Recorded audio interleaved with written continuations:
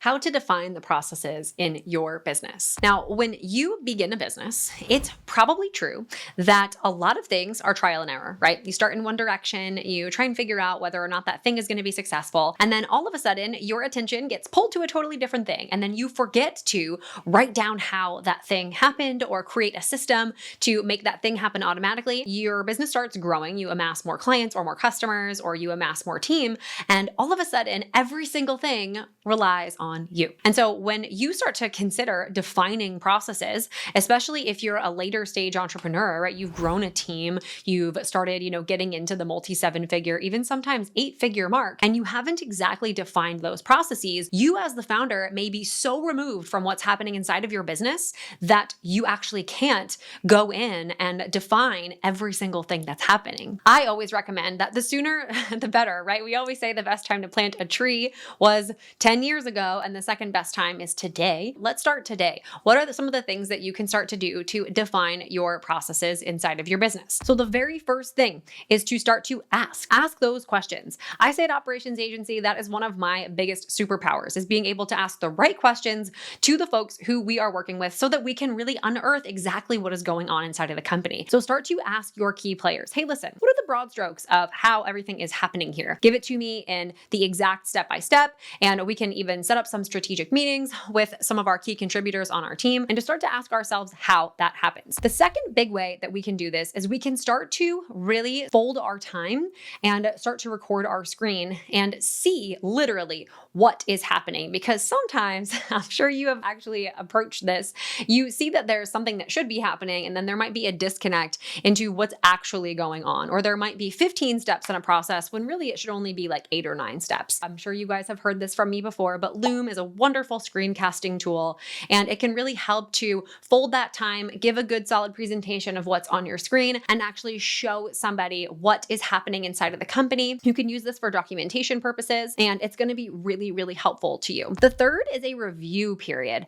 And I love this because oftentimes folks will ask me, Allie, I don't know if my process is broken or not. And I always tell them, I'm like, look, before we can fix a process, we need to know what it is, right? We need to have that conversation. We need to ask first. We need to document, at least at a high level, right? And do something with Loom and get something down so that somebody can review that and say, yeah, this process is 15 steps. It should only be 8. And here's how we can do that. And here's what kind of automation we can put into place. I was actually on a podcast recently with a gentleman who does this thing called process triage. And it's really, really cool. And he is quote unquote the process fixer. And he lines every single thing out. But what he does first is he goes into these companies, he talks to the key players, he really, really understands the business, and he works with like billion-dollar commercial construction companies. And the fact of it is unless you write some stuff down, you're not going to be in a position to review that stuff. Getting your processes down on paper is really about doing it first and then kind of trimming away. It's kind of like when I wrote my book, The Sabbatical Method, and I know this was the number one piece of advice that I got,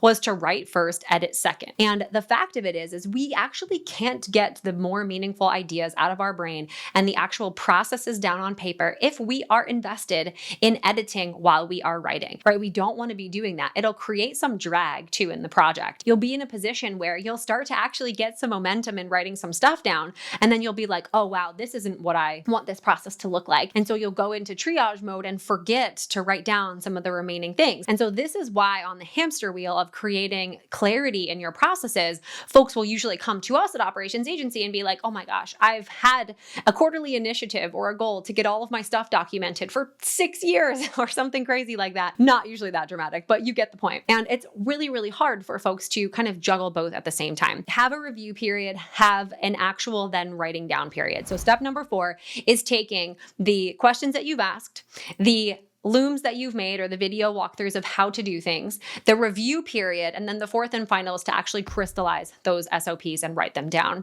I often find that when I work with folks at Operations Agency, one of the biggest things that are holding them back, whether that is a digital agency who's looking to grow, a commercial company who is, supporting big builds of massive projects, varying in complexity and all the different things, is that really they just don't make decisions. And I know that that might sound a little bit harsh, but the biggest thing is that they don't decide. They don't decide to do a process this particular way, or they don't actually make a determination about how they're going to do something or what the approach is going to be, write that down, and then provide a feedback loop that actually allows that thing to get changed, get edited, get amended. The biggest issue is that what they do is that they don't decide, and then they allow their team the quote unquote freedom, which ultimately ends up giving them less freedom to decide on their own, because then we'll have 6, 7, 8, 9 different processes and ways of doing things. And that makes it really challenging for folks to create some consistency in the business. We start to go to particular people who can get things done better than others. And it just creates a lot of operational drag inside of the company. And not to mention stress. Lots and lots of stress, right? We don't understand how to do something if somebody goes out on vacation. We don't understand what exactly is involved in a particular project. So then things start going over scope, things start going over budget, and it just feels really challenging to get our hands around how to create a little bit more predictability behind the scenes. In review, first and foremost, you want to ask the right questions. Ask those people. So if you're working with a team, ask them. Say, hey, listen, how do we currently onboard a new customer? Then once you're finished asking them, say, hey, listen, would you mind just recording me a really quick example of how you do that and sending it over to me so I can take a look. Third is going to be making sure that you fix some of those things. So if you review the onboarding process and you're like, okay, wait a second, we actually do, a couple of things that could be combined into one step. Let's go ahead and fix those. And then the fourth would be to write down the actual process itself and centralize it into a place where everybody can actually access it and be able to understand. It's really challenging work sometimes, especially if you have a large company that has grown over the years and this has been something that you've maybe just kind of let slide to the bottom of the queue. This work is so critical as you plan to scale multi-7 figures and beyond.